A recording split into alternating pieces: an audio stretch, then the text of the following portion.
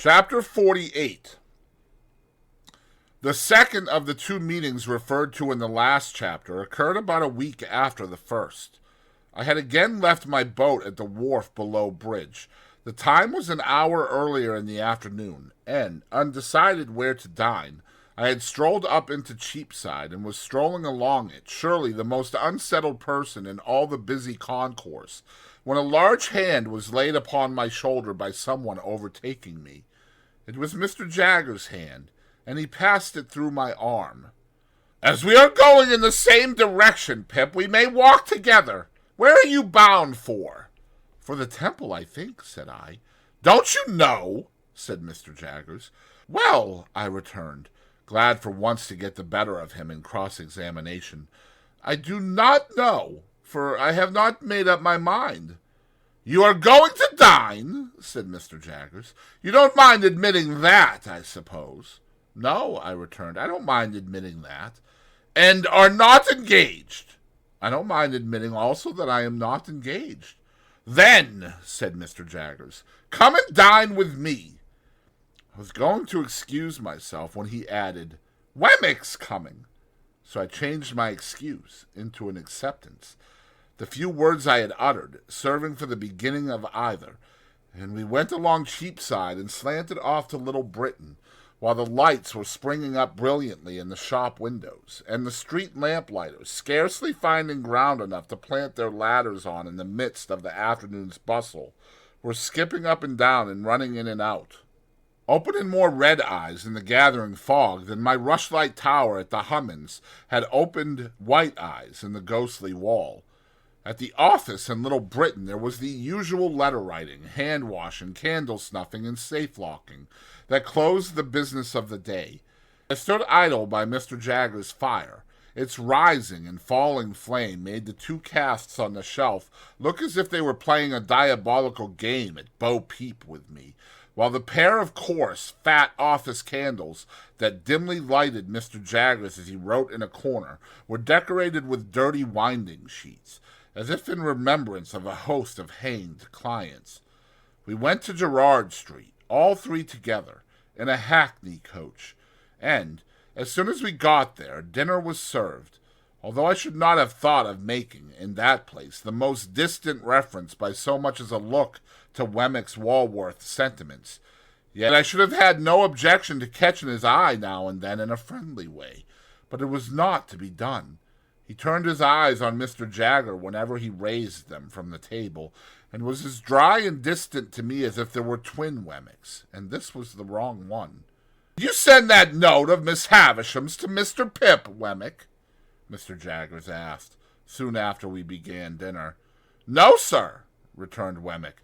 "It was going by post, when you brought Mr. Pip into the office. Here it is." He handed it to his principal instead of to me. "It's a note of 2 lines, Pip," said Mr. Jaggers, handing it on, "sent up to me by Miss Havisham on account of her not being sure of your address. She tells me that she wants to see you on a little matter of business you mentioned to her. You'll go down?" "Yes," said I, casting my eyes over the note, which was exactly in those terms. "When do you think of going down?" "I have an impending engagement," said I, glancing at Wemmick, who was putting fish into the post-office, "that renders me rather uncertain of my time. At once, I think." "If Mr. Pip has the intention of going at once," said Wemmick to Mr. Jaggers, "he needn't write an answer, you know." Receiving this as an intimation that it was best not to delay, I settled that I would go tomorrow, and said so. Wemmick drank a glass of wine, and looked with a grimly satisfied air at Mr. Jaggers, but not at me. "So, Pip, our friend the Spider," said Mr. Jaggers, "has played his cards. He has won the pool." It was as much as I could do to assent. "Ha! He is a promising fellow in his way, but he may not have it all his own way. The stronger will win in the end, but the stronger has to be found out first. If he should turn to and beat her, "Surely," I interrupted, with a burning face and heart, "you do not seriously think that he is scoundrel enough for that, Mr. Jaggers?" "I didn't say so, Pip. I am putting a case. If he should turn to and beat her, he may possibly get the strength on his side. If it should be a question of intellect, he certainly will not. It would be chance work to give an opinion how a fellow of that sort will turn out in such circumstances, because it's a toss-up between two results." "May I ask what they are?" "A fellow like our friend the Spider," answered Mr. Jaggers, "either beats or cringes. He may cringe and growl, or cringe and not growl, but he either beats or cringes. Ask Wemmick his opinion." "Either beats or cringes," said Wemmick, not at all addressing himself to me. "So here's to Mrs. Bentley Drummle," said Mr. Jaggers, taking a decanter of choicer wine from his dumbwaiter and filling for each of us and for himself, "and may the question of supremacy be settled to the lady's satisfaction, to the satisfaction of the lady and the gentleman. It never will be. Now, Molly, Molly, Molly, Molly, how slow are you today?" She was at his elbow when he addressed her, putting a dish upon the table. As she withdrew her hands from it, she fell back a step or two, nervously muttering some excuse, and a certain action of her fingers as she spoke arrested my attention. "What's the matter?" said Mr. Jaggers. "Nothing. Only the subject we were speaking of," said I, "was rather painful to me." The action of her fingers was like the action of knitting. She stood looking at her master, not understanding whether she was free to go, or whether he had more to say to her and would call her back if she did go. Her look was very intent. Surely I had seen exactly such eyes and such hands on a memorable occasion very lately. He dismissed her, and she glided out of the room, but she remained before me as plainly as if she were still there. I looked at those hands, I looked at those eyes, I looked at that flowing hair, and I compared them with other hands, other eyes, other hair that I knew of, and with what those might be after 20 years of a brutal husband and a stormy life. I looked again at those hands and eyes of the housekeeper, and thought of the inexplicable feeling that had come over me when I last walked, not alone, in the ruined garden, and through the deserted brewery. I thought how the same feeling had come back when I saw a face looking at me, and a hand waving to me from a stagecoach window, and how it had come back again and had flashed about me like lightning when I had passed in a carriage, not alone, through a sudden glare of light in a dark street. I thought how one link of association had helped that identification in the theater, and how such a link, wanting before, had been riveted for me now, when I had passed by a chance swift from Estella's name to the fingers with their knitting action and the attentive eyes. And I felt absolutely certain that this woman was Estella's mother. Mr. Jaggers had seen me with Estella, and was not likely to have missed the sentiments I had been at no pains to conceal. He nodded when I said the subject was painful to me, clapped me on the back, put round the wine again, and went on with his dinner. Only twice more did the housekeeper reappear, and then her stay in the room was very short, and Mr. Jaggers was sharp with her, but her hands were Estella's hands, and her eyes were Estella's eyes, and if she had reappeared 100 times, I could have been neither more sure nor less sure that my conviction was the truth. It was a dull evening, for Wemmick drew his wine, when it came round, quite as a matter of business, just as he might have drawn his salary when that came round, and with his eyes on his chief, sat in a state of perpetual readiness for cross-examination. As to the quantity of wine, his post office was as indifferent and ready as any other post office for its quantity of letters. From my point of view, he was the wrong twin all the time, and only externally like the Wemmick of Walworth. We took our leave early and left together.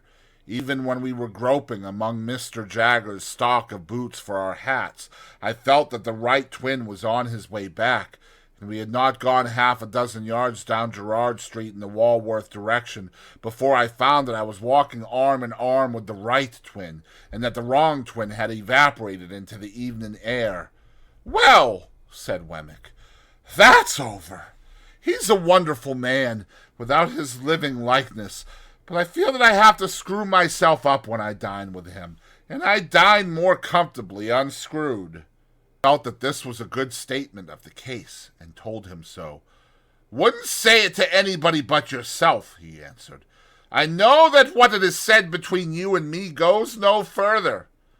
I asked him if he had ever seen Miss Havisham's adopted daughter, Mrs. Bentley Drummle. He said no. To avoid being too abrupt, I then spoke of the aged and of Miss Skiffins. He looked rather sly when I mentioned Miss Skiffins, and stopped in the street to blow his nose, with a roll of the head, and a flourish not quite free from latent boastfulness. "Wemmick," said I, "do you remember telling me, before I first went to Mr. Jagger's private house, to notice that housekeeper?" "Did I?" he replied. "Ah, I dare say I did. Deuce take me," he added suddenly. "I know I did. I find I am not quite unscrewed yet." "A wild beast tamed her, you called her." "And what do you call her?" "The same. How did Mr. Jaggers tame her, Wemmick?" "That's his secret. She has been with him many a long year." "I wish you would tell me her story. I feel a particular interest in being acquainted with it. You know that what is said between you and me goes no further." "Well," Wemmick replied, "I don't know her story. That is, I don't know all of it, but what I do know I'll tell you. We are in our private and personal capacities, of course." "Of course." "A score or so of years ago, that woman was tried at the Old Bailey for murder, and was acquitted. She was a very handsome young woman, and I believe had some gypsy blood in her. Anyhow, it was hot enough when it was up, as you may suppose." "But she was acquitted?" "Mr. Jaggers was for her," pursued Wemmick with a look full of meaning, "and worked the case in a way quite astonishing. It was a desperate case, and it was comparatively early days with him then, and he worked it to general admiration. In fact, it may almost be said to have made him. He worked it himself at the police office, day after day for many days, contending against even a committal, and at the trial where he couldn't work it himself, sat under counsel, and everyone knew, put in all the salt and pepper. The murdered person was a woman a good 10 years older, very much larger and very much stronger. It was a case of jealousy. They both led tramping lives, and this woman in Gerrard Street here had been married very young, over the broomstick, as we say, to a tramping man, and was a perfect fury in point of jealousy. The murdered woman, more a match for the man, certainly, in point of years, was found dead in a barn near Hounslow Heath. There had been a violent struggle, perhaps a fight. She was bruised and scratched and torn, and had been held by the throat at last and choked. Now, there was no reasonable evidence to implicate any person but this woman, and on the improbabilities of her having been able to do it, Mr. Jaggers principally rested his case, you may be sure," said Wemmick, touching me on the sleeve, "that he never dwelt upon the strength of her hands then, though he sometimes does now." I had told Wemmick of his showing us her wrists that day of the dinner party. "Well, sir," Wemmick went on, "it happened, don't you see, that this woman was so very artfully dressed from the time of her apprehension that she looked much slighter than she really was. In particular, her sleeves are always remembered to have been so skilfully contrived that her arms had quite a delicate look. She had only a bruise or two about her, nothing for a tramp, but the backs of her hands were lacerated, and the question was it with fingernails? Now, Mr. Jaggers showed that she had struggled through a great lot of brambles, which were not as high as her face, but which she could not have gone through and kept her hands out of, and bits of those brambles were actually found in her skin and put in evidence, as well as the fact that the brambles in question were found on examination to have been broken through, and to have little shreds of her dress and little spots of blood upon them here and there. But the boldest point he made was this. It was attempted to be set up, in proof of her jealousy, that she was under strong suspicion of having, at about the time of the murder, frantically destroyed her child by this man, some 3 years old, to revenge herself upon him. Mr. Jaggers worked that in this way. We say these are not marks of fingernails, but marks of brambles, and we show you the brambles. You say they are marks of fingernails, and you set up the hypothesis that she destroyed her child. You must accept all consequences of that hypothesis. For anything we know, she may have destroyed her child, and the child, in clinging to her, may have scratched her hands. What then? You're not trying her for the murder of her child. Why don't you? After this case, if you will have scratches, we say that, for anything we know, you may have accounted for them, assuming for the sake of argument that you have not invented them. To sum up, sir, said Wemmick, Mr. Jaggers was altogether too many for the jury, and they gave in. Has she been in his service ever since? Yes. But not only that, said Wemmick. She went into his service immediately after her acquittal. Tamed as she is now, she has since been taught one thing and another in the way of her duties, but she was tamed from the beginning. Do you remember the sex of the child? Said to have been a girl. You have nothing more to say to me tonight. Nothing. I got your letter and destroyed it. Nothing. We exchanged a cordial good night, and I went home with a new matter for my thoughts, though with no relief from the old.